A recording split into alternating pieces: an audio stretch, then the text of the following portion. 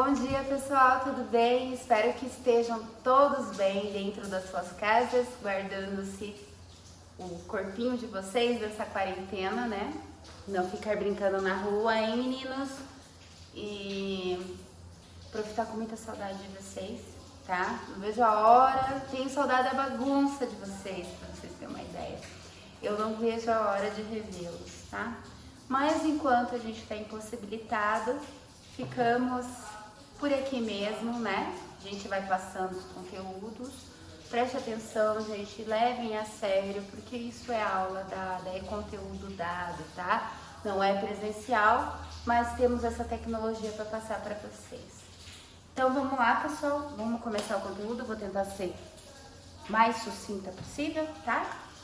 Geografia e organização do espaço, tá? Slides que eu montei aqui para vocês. Gente, a prof esqueceu de falar aqui para vocês, mas isso é o assunto do capítulo 2, tá? Aqui, ó, Sociedade e a Construção do Espaço Geográfico. Matéria nova, aquele assunto a gente já terminou, tá tudo certinho. Se alguém tiver dúvida em relação a alguma coisa que a gente viu em sala de aula, eu não sei como, mas vai ter algum acesso pela escola para passar esses questionamentos dos alunos. Ainda não passaram para nós como vai ser feito isso, mas parece que o André já está providenciando. Eu acredito que nessa semana já vai sair algum canal que a gente possa tirar dúvidas. Mas, de qualquer forma, assunto novo, tá? Então, ali, conceitos básicos da geografia: espaço, paisagem e lugar. Ai, professora, matéria do sexto ano, parece, né? A gente está voltando um pouquinho, só que a gente vai se aprofundar um pouquinho mais. No sexto a gente estuda o que é lugar, o que é paisagem, né? A gente vai retomar para vocês entenderem esse conceito. Então, aqui, vamos lá. Espaço geográfico, que copiem esse termo, importante. É o que se apresenta como conjunto insolúvel, resultado de fenômenos naturais e ações humanas, tá? Então a gente vai ver aqui que o espaço geográfico é toda a transformação ocorrida pelo ser humano, toda a modificação que a gente faz num espaço, numa paisagem, para o nosso bem ou para a gente poder usufruir desse espaço. Isso é um espaço geográfico, tá? Essa sala de aula aqui, o que era antes? Isso é um espaço geográfico. Então, a gente tem aqui uma paisagem natural, uma paisagem totalmente humanizada, né?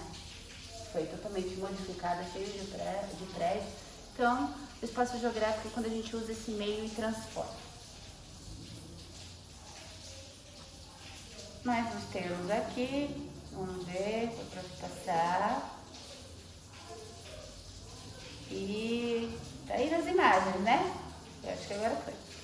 Paisagem, termo que a gente estuda muito no sexto, mas voltando, é tudo que a nossa visão pode distinguir, ou seja, tudo que podemos ver, podemos ser dividido em dois grupos, tá? Que é a paisagem natural e a paisagem cultural. Então, a paisagem é tudo que a gente pode ver, tudo que está ao nosso redor, são paisagens, né? E a gente pode dizer o que é uma paisagem natural, é aquela que não sofreu interferência humana, é aquela que não teve modificações com o tempo, pode ter algum desgaste natural, com chuva, com vento, mas se o ser humano não interviu ali, ela é uma paisagem natural, certo? Agora, a paisagem cultural, ela tem intervenção antrópica, que quer dizer, o ser humano interviu de certa forma. Então vamos pegar um exemplo. A gente tem umas imagens aqui, né, de paisagens naturais, né? Aqui é uma paisagem humanizada, o ser humano fez os desenhos na parede. Paisagens humanizadas e mais paisagens humanizadas. Essa última paisagem aqui, vocês prestem atenção que é uma lavoura. Tudo verdinho, bonitinho, né? Vocês vêem um campo, um pasto. É uma paisagem humanizada ou é uma paisagem natural? Ela é humanizada, gente, porque alguém plantou. Não é porque tá tudo tudo um pasto verde, que é uma paisagem com natureza, que quer dizer que ela seja natural, tá? Porque se o homem interviu, ela é humanizada. Ela é uma paisagem cultural. Então, assim, o termo cultural, artificial, humanizada é a mesma coisa, tá? E paisagem natural ou física, mesma coisa também. Beleza? Seguindo. Uma imagem aqui, uma paisagem antiga, porque a foto é preta e branca, para ter uma noção, né? Outra também, para vocês verem, será que tem modificações nesses lugares? Então, já que nós estamos falando de lugar, vamos prestar atenção aqui. Lugar, espaço próximo, conhecido, vivenciado e pelo qual você adquire certa afetividade ou envolvimento emocional. Lugar, nesse contexto, a gente está falando lugar que eu moro, lugar que eu frequento. A casa da minha avó é um lugar especial para mim, tá? O lugar que eu nasci, a cidade que eu nasci é um lugar especial para mim. Então, o lugar, ele gera essa emoção também, tá? A terra natal, o lugar que você vive, você frequenta, tá? Então aqui a gente vai ver que geralmente tem afetividade e envolvimento emocional. Nos mapas aqui, para mostrar aqui uma cidade, Campo Grande, que é um exemplo, são exemplos, tá? Então, o lugar você pode estar se falando amplo, né? Uma cidade, um estado, um país que vocês visitaram, como você está falando a casa do colega tal, tá? É tudo lugar, entendeu? Vamos começar a entrar um pouquinho mais a fundo no assunto. Aquilo lá era uma retomadinha que parecia sexto ano, né? Agora tá, presta atenção. Desenvolvimento da geografia. A necessidade de compreensão do mundo. O que vai falar aqui? O ser humano precisava entender o meio que ele vivia. Então, a geografia foi uma ciência, assim, que foi uma forma de entender o mundo, o meio, os povos, sociedades, outros grupos, outras civilizações, tá? Então, a geografia não é uma ciência dita moderna. Ela é considerada moderna, sim, do jeito que nós estudamos, sim. Mas ela tem suas origens históricas, tá? Então, aqui a prof vai ser bem rápida, só para dar uma introdução nesse assunto aqui. A humanidade, desde os tempos mais remotos, tem a necessidade de compreender o mundo, o que acontece à sua volta, a partir das inter-relações entre os aspectos físicos e culturais. Assim, desde a antiguidade são organizados dados relativos ao planeta, chamado tais conhecimentos de geografia. O que é a geografia? Descrição da Terra, não é o estudo, tá? Descrição da Terra. Geoterra, grafia, descrição. Que estuda a superfície terrestre, beleza? Gregos, romanos, egípcios e navegadores, tá? Foram importantes nesse processo. Além da forma e dimensões da Terra, a geodésia, né? Foram tratados temas como vegetação, clima, fauna, né? Apesar que a fauna hoje em dia a gente estuda, vocês vão estudar nas ciências, na biologia, né? A gente vai estudar mais a questão da flora. Povos, culturas, a partir da descrição de lugares e regiões. Geografia e a expansão do horizonte. A partir das grandes navegações, século XVI, tá? Houve uma nova expansão do horizonte geográfico, com a descoberta de novos continentes, povos, climas e vegetações. Vocês começam a ver a necessidade de se entender outros lugares. Ok?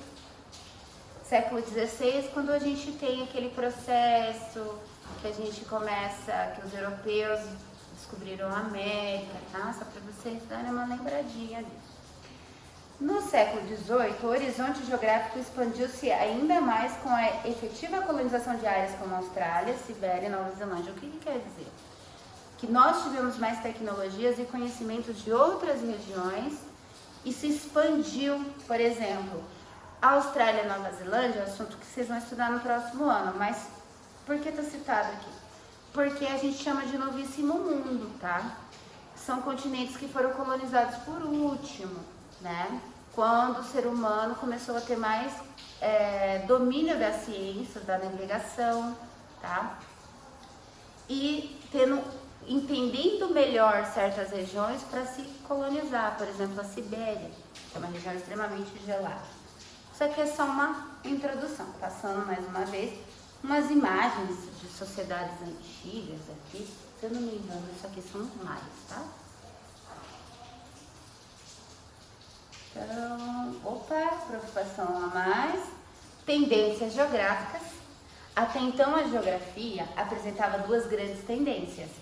Estudo matemático, tá? Sobre a forma de dimensão da Terra, com cartografia e astronomia, escala, todos esses dados em cálculos matemáticos. Número 2. Descrição de lugares exóticos, povos, culturas e seus modos de vida e seu espaço de vivência. Então, a geografia, até nessa questão aqui, era dividida em duas, tá? Nessa parte que era mais física, mais matemática, e essa outra que era de descrever lugares, beleza? Só que as coisas mudaram. No século XIX, surge a então falada geografia moderna, tá?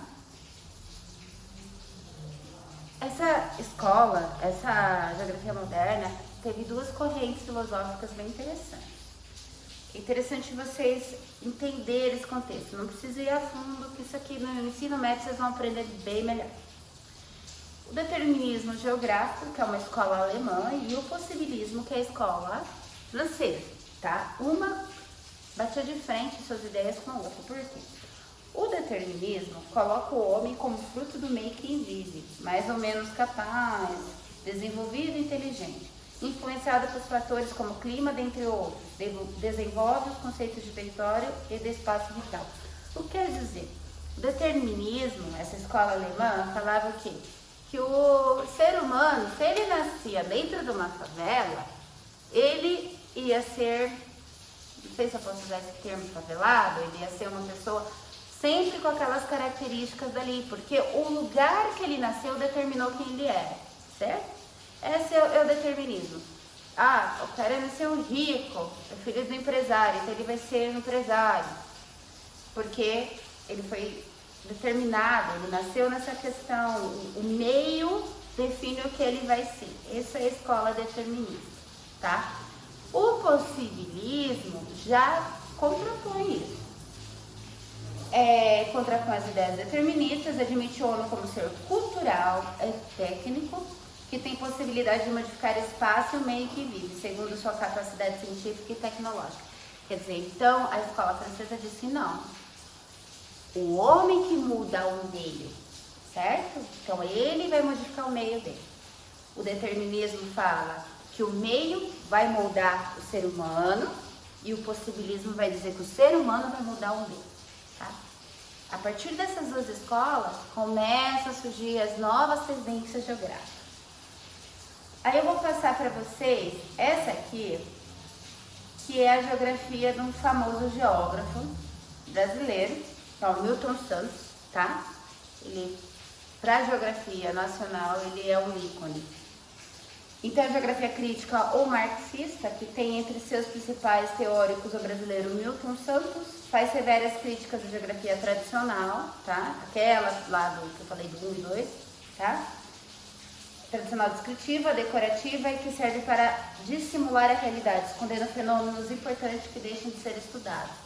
Propõe uma geografia mais atuante, que possa ser melhor compreendida para que haja uma efetiva intervenção na realidade social.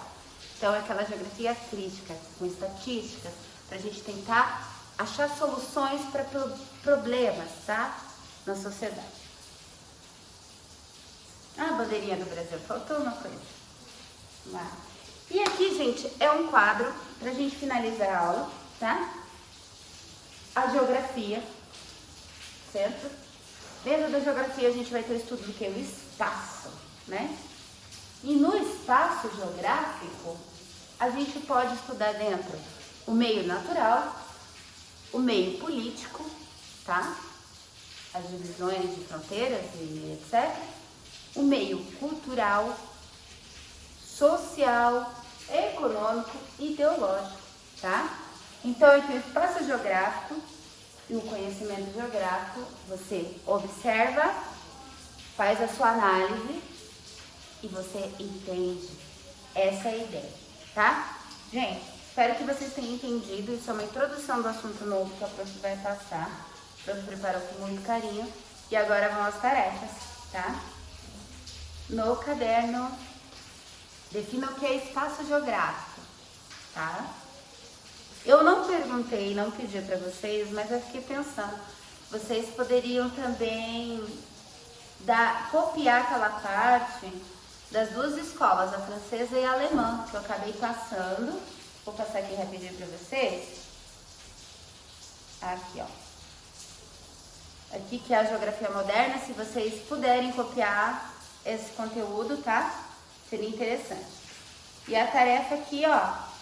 Primeiro, no caderno, defina o que é espaço geográfico, beleza? Falei pra vocês o que é. E da apostila, vocês vão abrir na 391, essa página aqui. São questões pessoais, bem tranquilinhas para responder, porque pede a sua opinião. A alternativa, a questão A e a B, e a 394.